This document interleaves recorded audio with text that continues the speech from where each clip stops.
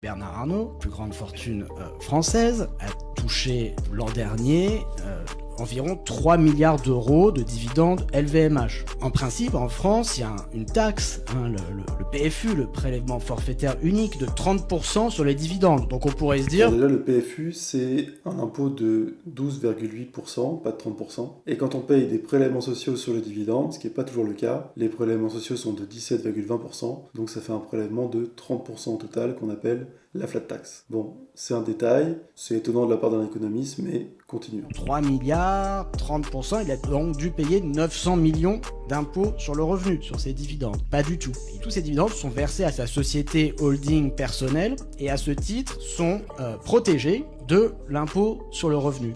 Premièrement, il nous dit qu'une société qui perçoit les dividendes ne paye pas d'impôt sur le revenu, ce qui est normal puisque c'est un impôt qui est réservé aux personnes physiques.